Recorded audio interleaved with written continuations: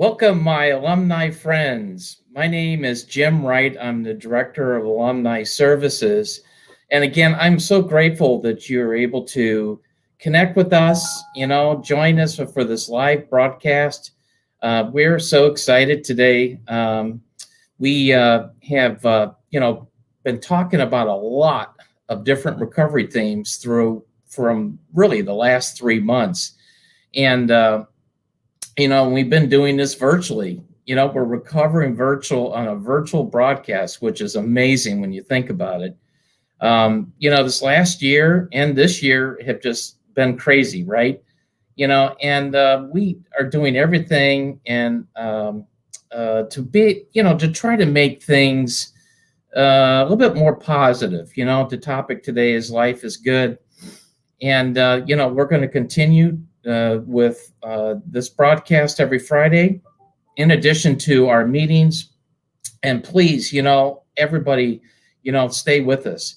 I wanted to say a little bit about our guest today.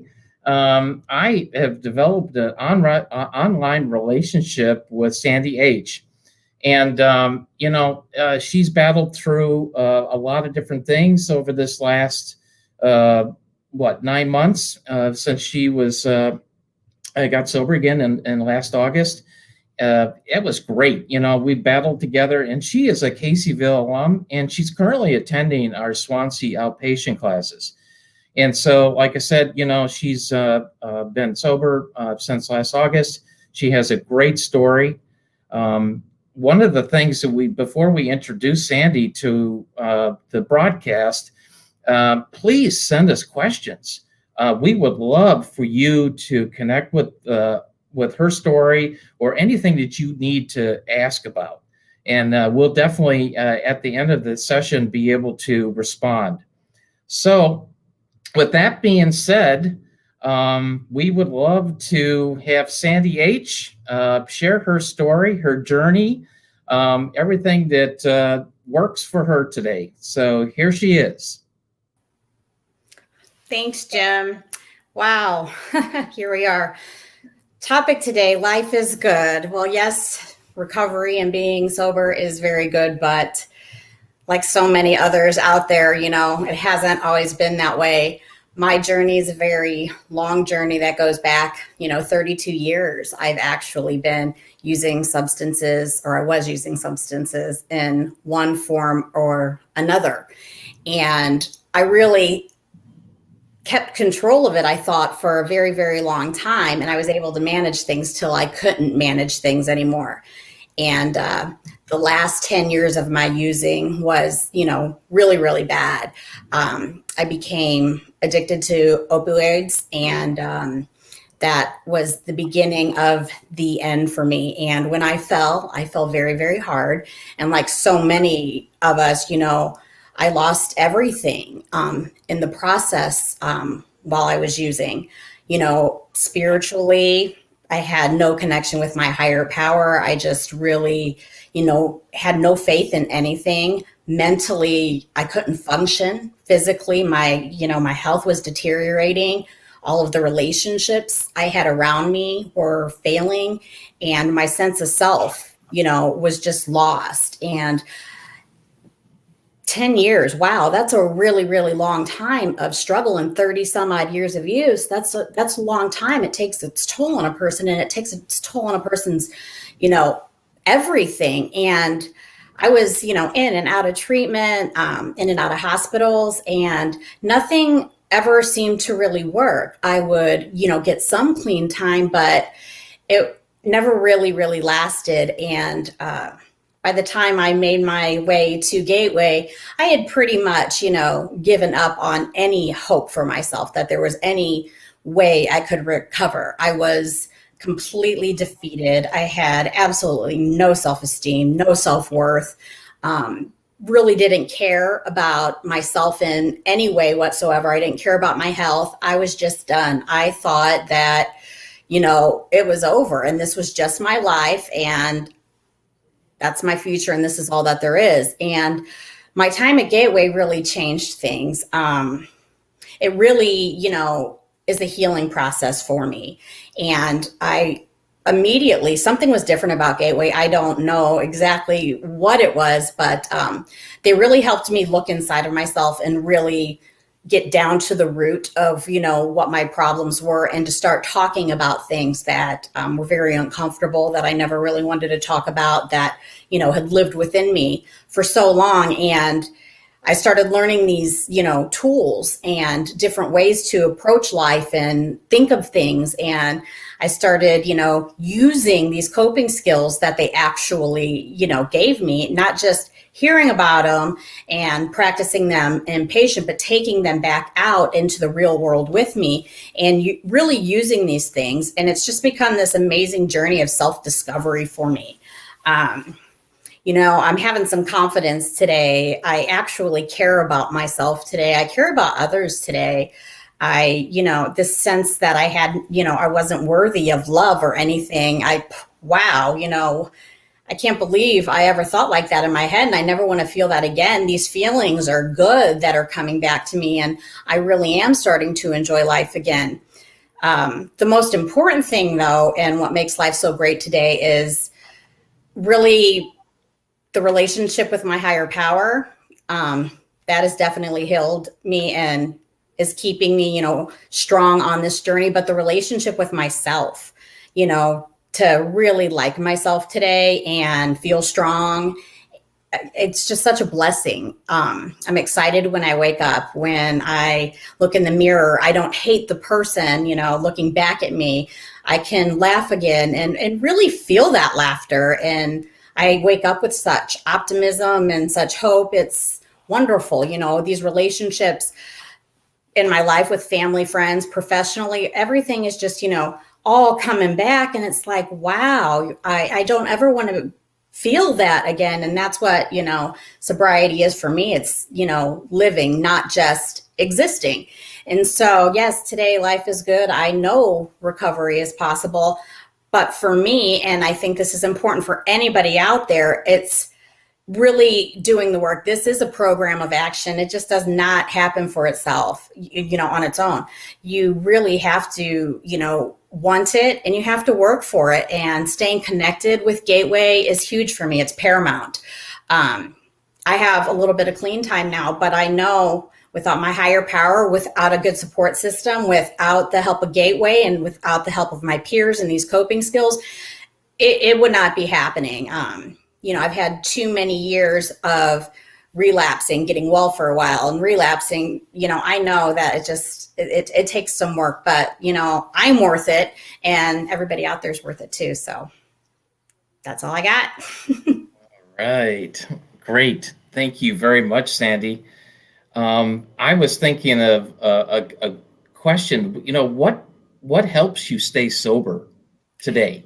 I'm very committed to my program. I do put my program first above everything else, because if I'm not well, everything around me falls apart. I have to be well first. And when I'm well, I can manage life. So I get up every day and I have a routine. I have a plan going into the day. Before I put my feet on the floor, I pray to my higher power and ask for his guidance for me in the day, and ask him to give me strength. I get up, I do my morning meditations. I read, I get online with my, Gateway family and outpatient services. I get on my calls with the alumni. I'm very consistent about it. If I'm having a problem, I reach out. I don't just, rely on myself because, well, look at where my own self got me. I'm very dedicated to the program. And like I was saying earlier, it's really action. It's not going to do it on its own. You have to put one foot in front of the other and do the work. Like I said, it's work, but I'm worth it. You're worth it. We all are. I know we met on our alumni meetings. I remember you showing up for the first time, and you're like, Sandy, and she's like, my name's Sandy H. And I said, okay, what location did you go for treatment? And she said Casey Vale. And then I always felt that you were so active And as you know, with the 6 meetings that we host weekly, my other question is, what's your feelings about coming on to an alumni meeting or an event or anything virtually?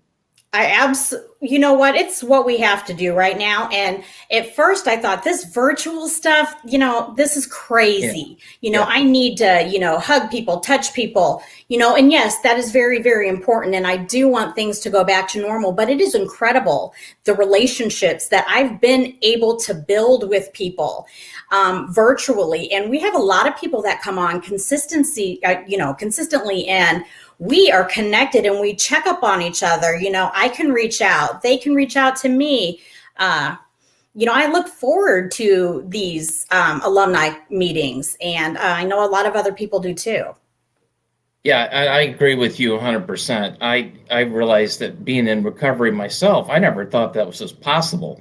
Yeah, I remember the first time Gateway helped me try to figure out how to run a meeting. And then I left things and said, hey, this is the way we can stay sober together. And so I'm so grateful for you to be able to do that. One other question. Okay. What would you, I know there are people out there suffering, from substance use disorder and mental health and things. What would be one thing that you could recommend or suggest to somebody that needs help? I'm going to go back to staying connected with people and building relationships and participating.